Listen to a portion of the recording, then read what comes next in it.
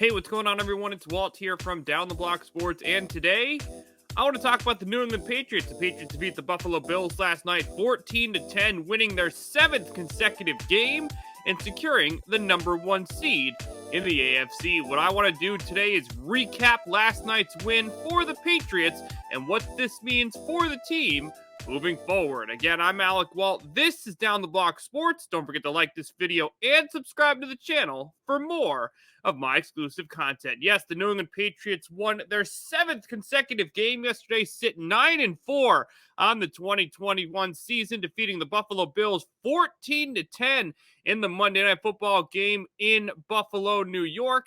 The crazy thing about it is the Patriots won this game, and it required very little from their starting quarterback. Mac Jones, the Patriots starting quarterback, finished the day 2 for 3 with 19 yards. It was a game where the Patriots relied on their run game and playing smash mouth football. Now, when you looked at the Patriots, obviously only 19 total passing yards. The game was established on the ground.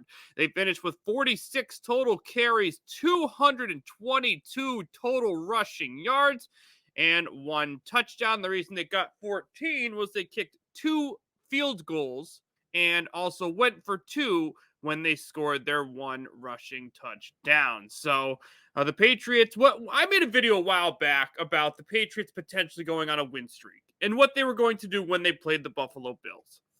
And when you look at the Buffalo Bills, yes, they have one of the best defenses in the NFL. Bill Belichick knew that going into this matchup. Now, no Tre'Davious White does hurt the secondary, but when you looked at the way the Buffalo Bills lost certain games, it had to do with the play of the opposing team on the ground. You know, they played Tennessee, Derrick Henry went off.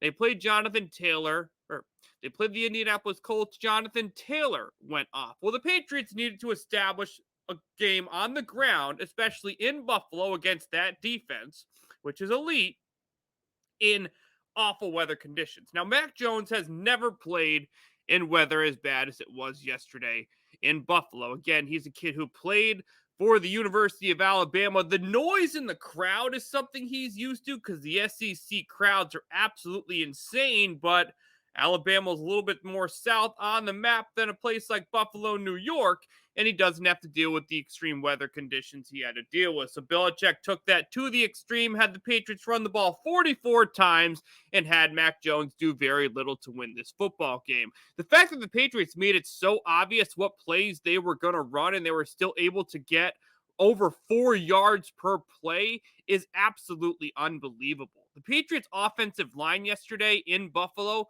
played absolutely spectacular. They were smashing open running lanes for Ramondre Stevenson and Damian Harris before Damian, of course, got injured.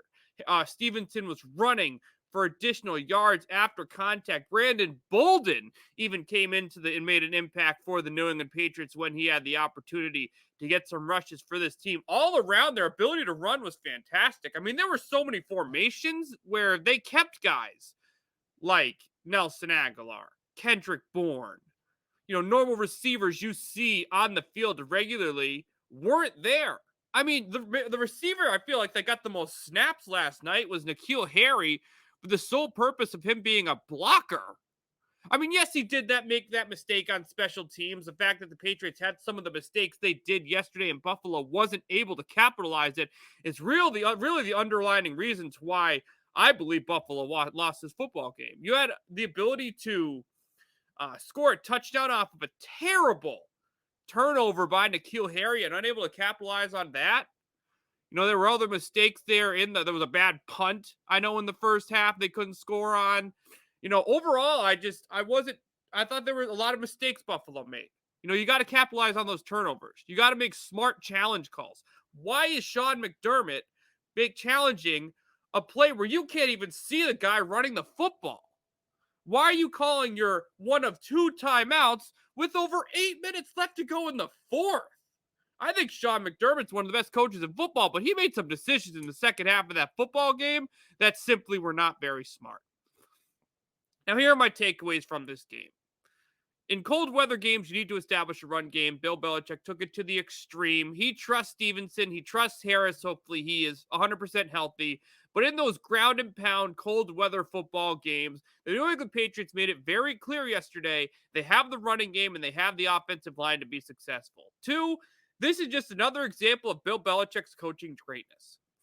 It it doesn't matter the conditions. He knew he needed to play great defense and run the football consistently if they wanted to win this game. Their defense was spectacular. Their run game was ready to smash, and they ended up winning this football game. Now, Bill Belichick thinks he's going to have Mac Jones throw 3 passes and win a playoff game. I think he's a little too crazy. You can't run the ball as much as they did. It was crazy because they only had the ball for about 5 extra minutes in the Buffalo Bills offense. But when it came down to it, in the 2 most important plays of the day, 3rd and goal and 4th and goal, the Buffalo Bills were unable to pass the ball in the Patriots offense with 2 great deflections from Phillips and Bryant. Now, looking at the Patriots moving forward, they're going into this in a bye. And Week 14 buys aren't very normal. Obviously, with the 18-game regular season, this is the latest possible bye you can have. The Patriots get going into this 7 wins in a row, number 1 seed in the AFC, and they have a bye. Now, after the bye, it does get more difficult.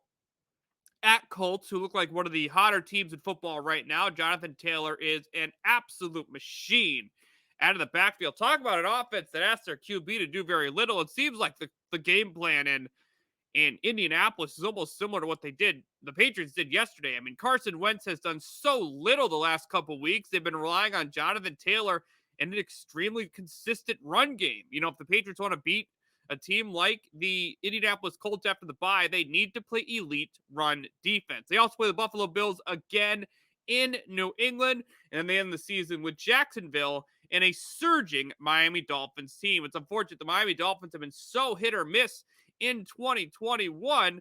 The Patriots play them to start the season, which they lost, and then end the season. Well, we'll see how they are in 5 weeks, of course, because we're not playing them tomorrow, but they're playing much better football than we expected. So 3 of these final 4 games for the Patriots do look very competitive. Now, when you look at the way the Patriots have won some of these games in the win streak, okay, you need to have some games where you put some points on the board. Okay, yes, the Jets and the Browns suck, but they've shown that they can put points on the board. Okay, you just stop the other team. 13 to the Jets, 6 to the Panthers, 7 to the Browns, 13 to the Titans, 10 to the Bills. This defense has shown up in every single game except for 1. So you have 24 to the Chargers, which still isn't that many points, especially when you talk about a Chargers team that has the chance to put up 35 on a weekly basis in Los Angeles. So there was a travel opponent to that too. They can win close games, 14 to 10. They can win low-scoring games, 14 to 10.